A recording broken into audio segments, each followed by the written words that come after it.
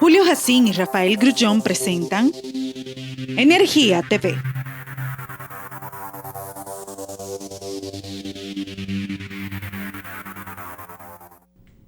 Bien, señor, Energía TV, último programa de Energía TV. Adelante. Sí, usted sabe que se ve la foto, mira, ve. Vamos a ver si él puede conseguir un lente. Usted sabe que uno tiene que desdoblarse aquí en este programa, porque también la gente espera que uno trate, trate asuntos que... Vamos a poner otro entonces. Ahí te ve. ¿Y ese quién es? Ese es José Fernández. José Fernández, usted sabe que el PLD en Estados Unidos es un fenómeno político. ¿Quién? El PLD ha sido un fenómeno político en Estados Unidos porque fue el único partido dominicano que estableció locales en todos los condados y estados. Y existía la seccional Jaime Vargas, que existe, pero antes esa seccional Jaime Vargas se extendía hasta Miami. ¿Y ese es el papá de Jaime Vargas? Y hasta Canadá. Entonces el PLD ha tenido dos dirigentes históricos, Jaime Vargas y José Fernández. Entonces José Fernández está enfermo. José Fernández. La cantidad de discursos que José Fernández ha tirado allá, yo creo que si lo transcribimos a un libro, llegamos a la luna. Yeah. Es decir, es un individuo que ha construido ese partido y ha estado enfermo, y los PLDistas de Estados Unidos han estado preocupados, pero ya nos comunicaron antes de llegar aquí que Montilla, que fue cónsul, le tocó, es el jefe del PLD en la seccional de New Jersey, ya se comunicó con el presidente Danilo Medina y van a asistir a José Fernández, que no se encuentra muy bien, y eso es importante. Estaba viendo a Ramón Alburquerque ayer, y vamos a traer aquí el próximo programa Energía TV unas declaraciones que él dio, no sobre la candidatura, no, sino sobre el petróleo. Es una buena exposición. Vamos a hacer un corte en el próximo número para Energía TV de las declaraciones de Ramón Alburquerque, que aquí en Energía TV fue el primero que habló de la explotación del gas y el petróleo de esquisto en Estados Unidos, que es lo que ha producido la baja en el petróleo, que él en esas declaraciones augura que va a haber una estabilidad en el petróleo, los precios del petróleo a la baja, por un tiempo relativamente prolongado, para que la economía dominicana y todas las pequeñas economías del mundo mejoren. Lo que sí nos encontramos este año, doctor, de Alburquerque ayer, es que él se proclamó prácticamente como uno de los precandidatos del PRM y dijo que él fue que propuso el PRM dentro del PRD, pero ¿qué sucede? Que cuando él vino aquí, cuando suena el celular de Ramón Alburquerque, lo que se escucha es el himno del PRD, y él le dice a Hipólito Mejía que ellos están equivocados, porque la gente sigue teniendo al PRD en su mente. Es decir, que la cosa de los políticos no tienen nombre, es una cuestión paranoica. Y entrando a Energía TV, nosotros queremos hacer un llamado a la Superintendencia de Electricidad, porque resulta y viene a ser, como dice el pueblo, que la Superintendencia de Electricidad es la que tiene que ver con el consumidor, es la que tiene Protecon, donde la gente tiene que ir a llevar sus quejas de las EDE, y es la que anuncia el subsidio que le da el gobierno al sector eléctrico para mantener la factura estable sin que suba.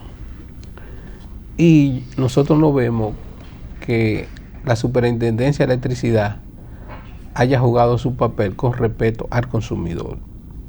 Aquí lo repetimos, hay que crear un consumidor responsable y uno de los agentes para que eso se logre debe ser la Superintendencia de Electricidad, porque no nos cansamos de decir que es inexplicable, que no se explica, que a esta altura de juego la gente entienda que las EDE le están facturando por encima de lo que consumen.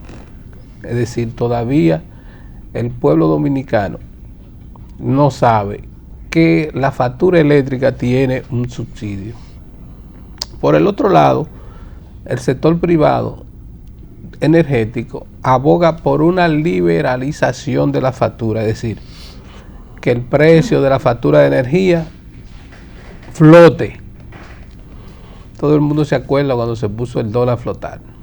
Es decir, que si sube, sube, y si baja, baja. Es decir, si los combustibles y los costos de producción suben, la factura eléctrica debe subir. Y si los combustibles bajan y los costos de producción de la energía eléctrica bajan, la factura deben bajar.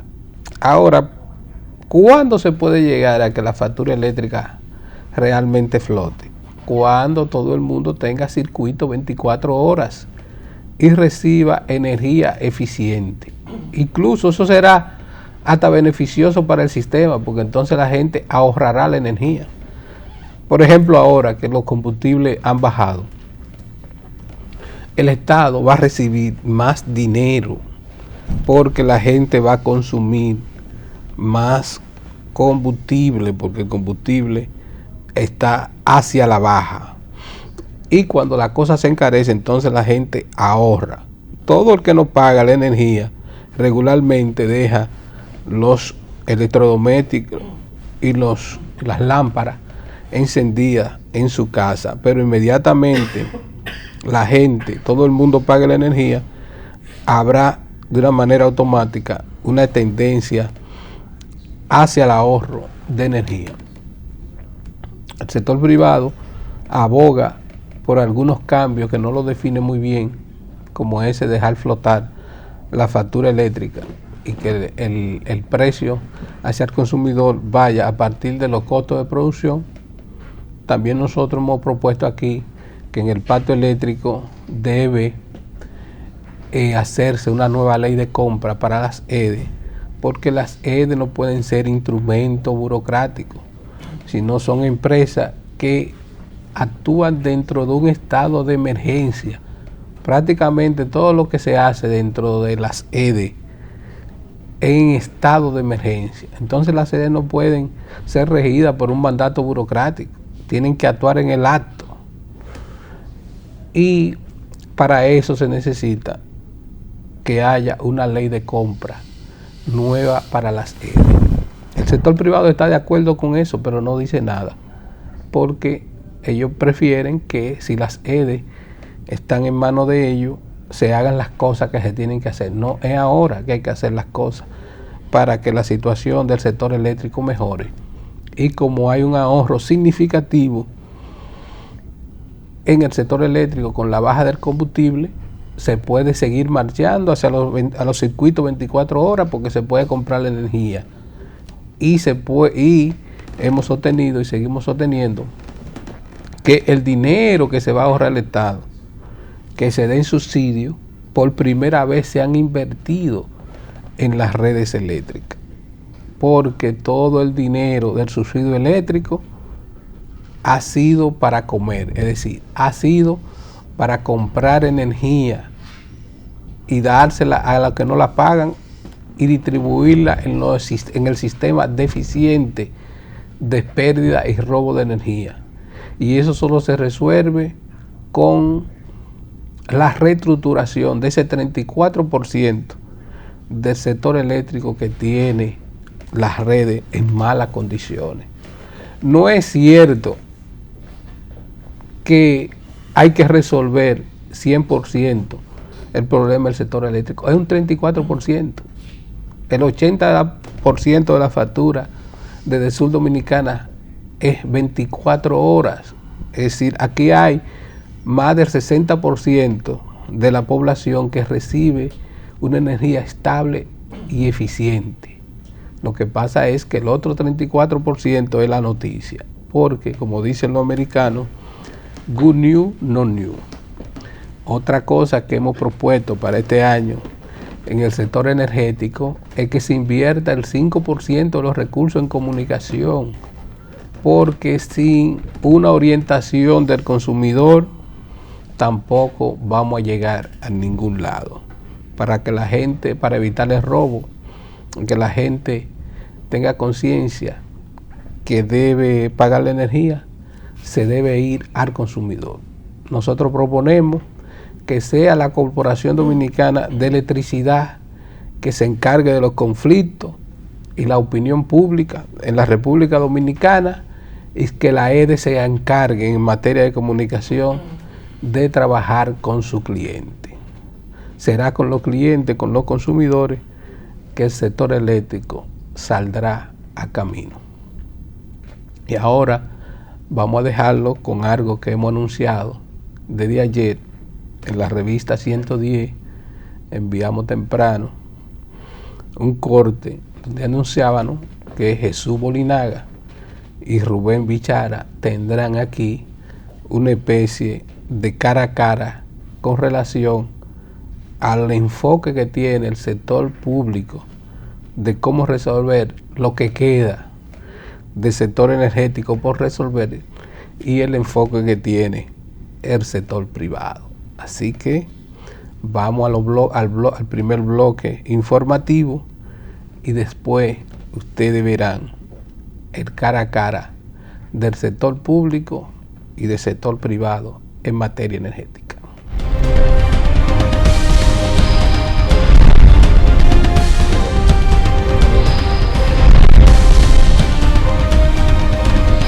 La solución al problema eléctrico tiene tras de sí una serie de proyectos y actividades y ejecutorias que trascienden los periodos normales. Es decir, en el caso nuestro, un proyecto como el de la termoeléctrica Punta Catalina, si nosotros tomamos en cuenta del punto de inicio los estudios que hay que hacer en el terreno, la ubicación, los estudios oceánicos, todo lo que hay que hacer en el área previo a montar un proyecto y hacer un diseño de una planta y ordenar la construcción de esa planta y los estudios de factibilidad, todo lo que se necesita, es un proceso que puede durar año y medio, 2 años.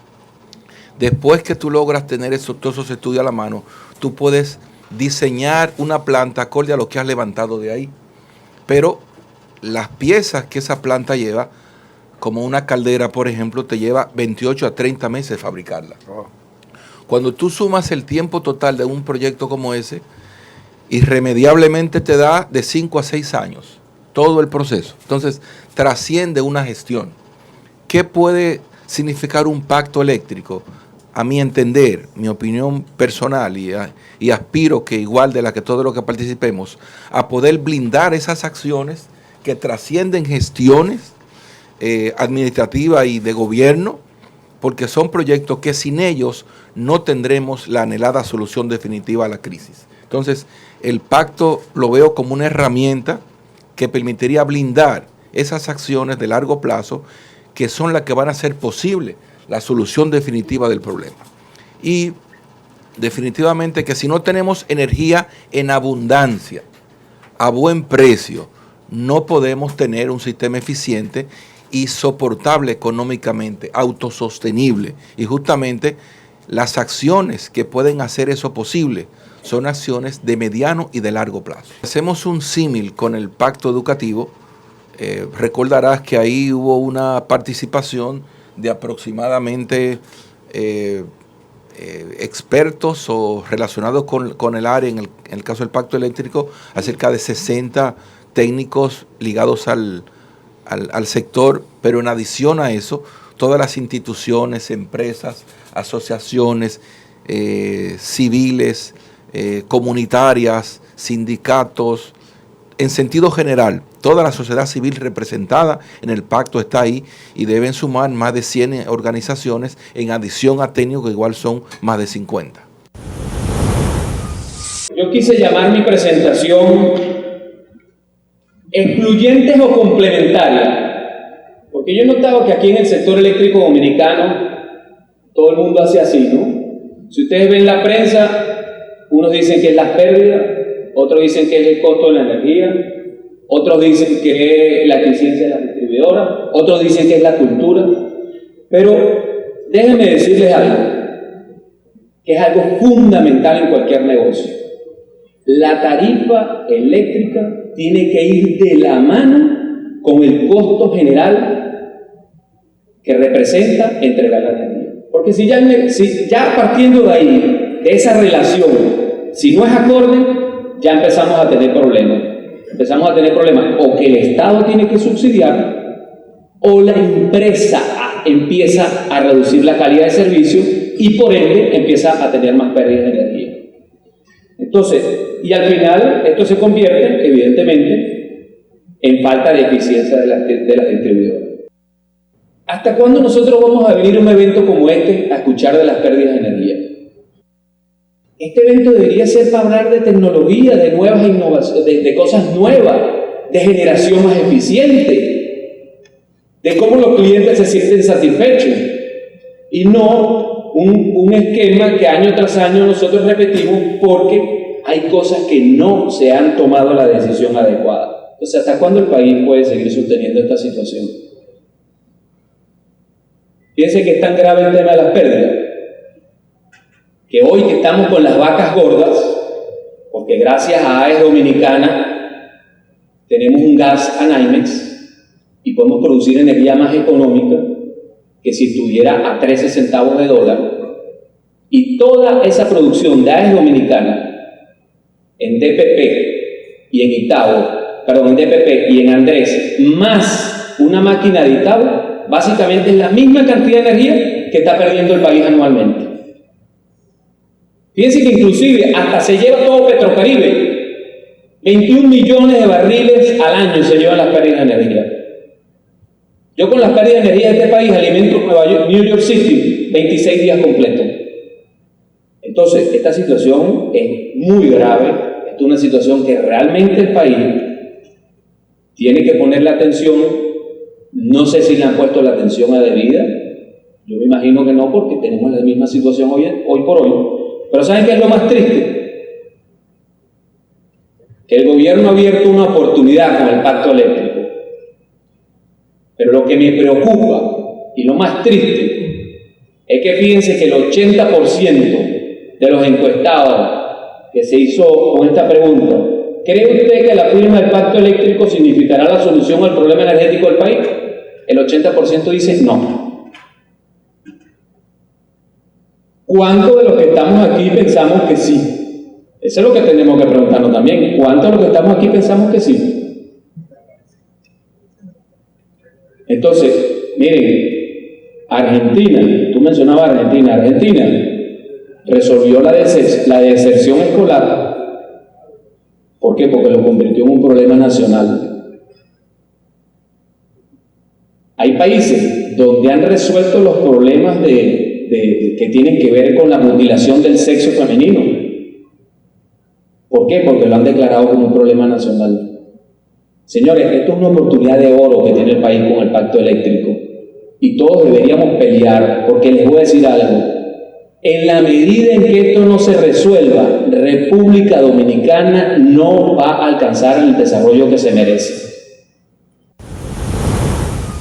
En el año 2004, el déficit eran unos 10 millones de dólares para una distribuidora. Y tú podías, con un esfuerzo mayor, un plan agresivo de aumento de cartera, captación de clientes, normalizaciones, planes de telemedición, tú podrías avanzar hacia un equilibrio, hacia un punto de equilibrio en las empresas y una eliminación del déficit, como en algunos puntos casi se logró. Ahora tú tenías, en este caso de ahora, tú tienes un desfase muy grande entre el costo de generación y a cómo tú sirves esa energía. Entonces, la única forma de hacer un sistema económicamente viable y sostenible es rebajando los costos de producción. Hemos tenido escenarios en que el combustible ha alcanzado los $140 el barril. Es cierto que ahora tenemos una tendencia o una baja, sí, pero aún en 75, 80 sigue siendo quemar combustible a ese precio para producir energía no es una tarea que se le pueda dar validez en un país con tantas necesidades y tan limitadas posibilidades como el nuestro. Hay que buscar una base de generación mucho más económica que permite el ahorro necesario para las inversiones en la reducción de pérdidas. ¿Cómo tú reduces pérdidas? Bueno, cambiando transformadores, rehabilitando redes, haciendo subestaciones, y todo eso te requiere recursos. ¿Y cómo vas a tener recursos cuando no tienes ni con qué pagar el costo de lo que estás comprando? Porque es muy costoso. Entonces es una cadena que hay que romper, y la única forma de hacerlo es a estas alturas atacando los 5 ejes fundamentales. El aporte mayor a la solución lo da el cambio y ampliación de la matriz de generación, pasando a una producción mucho más económica y sostenible. Ahí estamos atribuyendo un ahorro que puede rondar el 50% en la solución del problema. Vean esa flecha roja en todos los escenarios. Entonces, fíjense, ahí de plano ven que la venta de energía es inferior al costo de la energía. O sea que ya ahí tenemos, digamos, una diferencia de 426 millones de dólares. ¿Qué les voy a decir? Eso tiene 2 razones básicas: tarifa y pérdida de energía. Que la energía es cara, que no sea cosa, ya lo vamos a ver que no es tan cara, pero la tarifa debe acompañar al costo de la generación y al costo total de entrega, porque si no ya el negocio empieza a ser deficitario. Y yo creo que ningún gobierno debería estar dispuesto a asumir 426 millones de dólares de déficit, nada más comenzando por ahí. Ahora fíjense los costos de la distribuidora.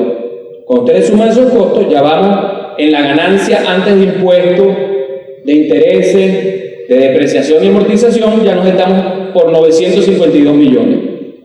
Lo otro que habría que preguntarse es realmente si unas empresas distribuidoras como las que tenemos hoy deberían estar con esta carga que tenemos aquí. Impuestos, pagos a reguladores, pagos a ayuntamientos y costos financieros. 100 millones de dólares en costos financieros se van en las empresas distribuidoras. Al final, ustedes ven que en el estado de pérdidas y ganancias tenemos un menos 1.131, y al final, señores, si no hacemos nada en los próximos 4 años, inevitablemente este país va a sacar de sus arcas 5.132 millones de dólares.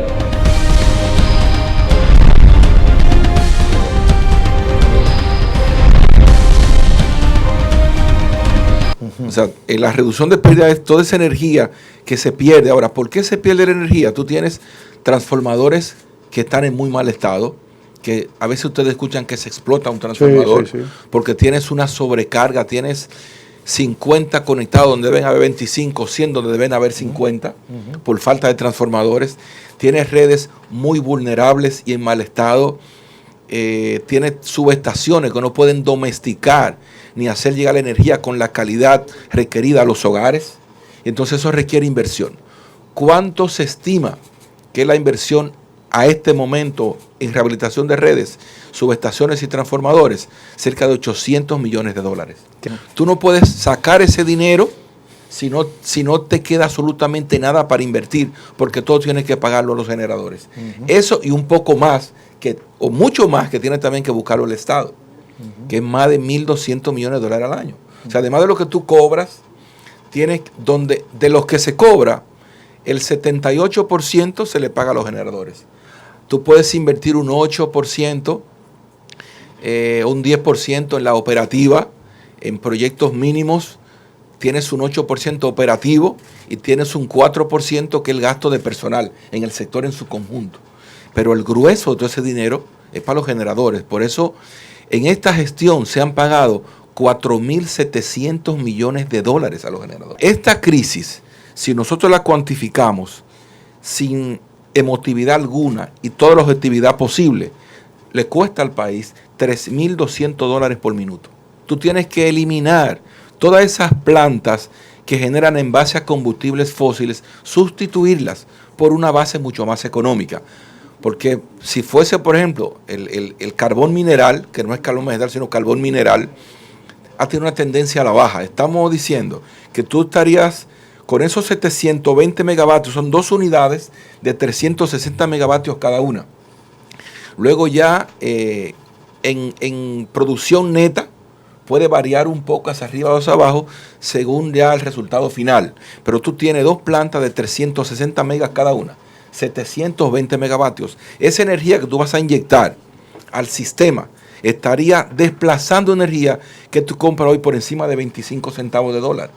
Y tú la vas a utilizar por energía que no te va a llegar a 12 centavos. Entonces, un ahorro sustancial, pero además, mucho más energía para suplir esa demanda creciente y poder entonces dar un servicio que la gente te agradezca con mucho más, sin interrupciones de servicio, a buen precio, y te hará posible entonces cobrar efectivamente y te van a recibir bien cuando vayas a llevar esa factura a los hogares. Entonces, una cadena donde el acontecimiento fundamental es el proyecto Punta Catalina y derivado de ahí todas las acciones que conforman el plan integral para solución del problema.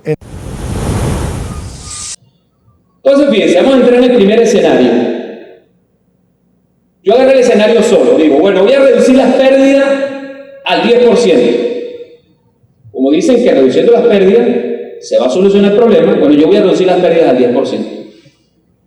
Entonces, fíjense, las empresas distribuidoras dicen que para bajar las pérdidas de energía se requieren 600 millones. Yo calculé en mi modelo, que les voy a presentar ahora, 900 millones de dólares. Para llevarlas al 10%. Ahí dice 600 millones para llevarlas al 14%. Fíjense que de hecho aquí, este es el monto que invierten las distribuidoras anual, 152. Yo la estoy llevando a 200 millones de dólares para completar los 250 millones para completar un poco el monto que yo les estoy mencionando. Este es el estado de resultado final bajando las pérdidas de energía al 10%. Fíjense cómo ahora en el margen mejora notablemente, que en el último año termina en 7.9, pero fíjense que el déficit al final del último año es 937, o sea que sigue siendo alto. Sigue siendo muy alto. Entonces, la pérdida de energía sola no es la solución. Y si solamente hacemos estos 225 millones, al final el déficit en 4 años va a ser 4.543 millones de dólares que el gobierno dominicano va a tener que poner para, digamos, de alguna manera poder pagar esto. Ahora fíjense, yo voy a decir, bueno, está bien, yo voy a facturar lo que la Superintendencia de Electricidad dice, que hay una diferencia entre lo que ellos facturan y lo que dice que realmente se debería facturar, que digamos que es lo más cercano a una tarifa técnica. Yo agarré estos 12.000 millones de dólares de pesos que aparecen aquí, que eso viene haciendo como 300 millones para el mes de octubre y 400 millones para el mes de diciembre. Solo para que sepan, ese aumento, si yo transfiriera eso a la tarifa, eso representaría a cada cliente entre 300 pesos y 600 pesos mensuales, dependiendo del nivel de consumo. O sea que no estamos hablando de cosas grandes. Estamos hablando entre 300 mensuales y 600. Yo me tomé la libertad de hacer una encuesta con esta consultora y la hicimos en 3 provincias y fíjense el resultado. Señores, la gente está dispuesta a que si le dan un buen servicio, le aumenten la tarifa. Nosotros a diciembre de este año habremos culminado 72 proyectos de rehabilitación de redes a nivel nacional. ¿Qué es interesante ahí? Donde hemos rehabilitado las redes, hemos puesto servicio 24 horas. El consumo ha variado muy poco. En términos materiales, tal vez un 10-15%, pasando de un servicio con interrupciones a 24 horas. Pero porque la gente aprende a ahorrar cuando sabe que tú le estás midiendo efectivamente su energía. Sí. Tú les pones 24 horas y le pones telemedición o medidores prepagos. Entonces la persona puede administrar su consumo, saben cuándo deben planchar, cuándo deben lavar, cuándo tienen que apagar los bombillos, porque están viendo ahí cómo va su disponibilidad de energía. Entonces las pérdidas han pasado de 40 y 50 entre 22 y 12%. sea, tú puedes rebajar de 40% y hasta 50% que estaba perdiendo. Tú pasas a un 13% y a un 15%. O sea, eso lo da la rehabilitación de redes, pero necesitas recursos para poder acometer toda la inversión atrasada que tenemos a nivel nacional. Con Punta Catalina tenemos un proyecto de calidad mundial en términos técnicos, unas plantas que van a producir por más de 3 o 4 décadas energía de calidad y de buen precio. Tú puedes hacer desde ya los cálculos. Imagina que tú estás comprando a 25 y eso tú lo vas a comprar no más de 12. Solamente 700 megavatios por un ahorro de 10 ya te da $700 millones en el año. Si tú calculas que el ahorro podría ser de 12, ya estaría hablando de 960 millones al año. Si eso se redujese a la mitad, tú estarías ahorrándole al país anualmente $500 millones. O sea, siendo lo más pesimista posible, tú estás hablando de $500 millones al año en ahorro, que para el caso del subsidio es prácticamente el 60 o 50% del subsidio anual que dé el gobierno para poder dar un servicio precario, de mala calidad y costoso. Entonces, ahora, supónganse que yo digo, voy a reducir el costo de la energía, porque yo pienso que el costo de la energía está alto y que un mecanismo válido para bajar la presión social es reducir el costo de la energía y, por supuesto, te va a ayudar. Eso es indudable. Ahora, fíjense, yo antes de mostrar el modelo, quería mostrar lo siguiente. Mi modelo, para simular bajar el costo de la energía, le puse 12 centavos de dólar. O sea, yo estoy poniendo el mismo costo de Estados Unidos, que es un país que tiene gas natural, que es un país que tiene, digamos, otros recursos, inclusive hasta plantas mucho más eficientes que las nuestras. Y fíjense, yo estoy usando 12. Para que ustedes sepan, República Dominicana está aquí, cerca de 17. Óiganme, como Brasil, que Brasil es hidroeléctrica, o sea, tiene mucha hidrología. Entonces, fíjense, inclusive cuando vamos al Caribe es peor la situación. Si ustedes comparan con el Caribe, esto es de Carilé. Fíjense el Caribe. Las únicas empresas que digamos que bajan por debajo de 10, evidentemente es Trinidad, que tiene gas natural, y Surinam, que evidentemente no es isla, es un país que está al lado justamente de Venezuela, por allá. Pero fíjense el resto de las tarifas. Pero oigan, muy superiores al costo de la energía en República Dominicana, pero muy superiores. Y todos esos países posiblemente no tienen los mismos problemas que nosotros tenemos. Entonces, fíjense, 12 centavos de dólar la compra de energía. Fíjense qué pasa en el año tercero, porque se supone que yo no puedo bajar el precio de la energía si no invierto. Estoy dando 2 años de inversión de aquí hacia adelante. Fíjense cómo ya empieza a ser azul. Ahora, fíjense el déficit al final de los 4 años. 513 millones. O sea, ¿qué quiere decir? Que tampoco es la solución definitiva. Y si vamos a las mejoras de las distribuidoras, que simplemente bajen los costos aquí, fíjense que el déficit, 1.129 millones de dólares. Entonces, señores, no hay forma de que esto sea sustentable si no se hace todo lo que hay que hacer. Hay que reducir las pérdidas al 10%. Hay que reconocer el costo de la entrega de la energía en la tarifa. Hay que buscar nuevas alternativas que permitan hacia adelante seguir bajando el costo de producción de la energía. Hay que hacer las mejoras en la distribuidora. Y solo así, invirtiendo los 900 millones de dólares, solo así, en el 4º año, vamos a tener estados de resultados positivos. Vamos a tener 8 millones de dólares en el bolsillo. Y para el año siguiente, porque ya no vas a tener esta inversión que decía Pepe, porque ya va a ser un tema de mantenimiento, entonces pasaríamos a tener casi 300 millones allí. Entonces yo lo que les quiero decir con esto, evidentemente, es que estamos ante una realidad que no podemos seguir apuntando.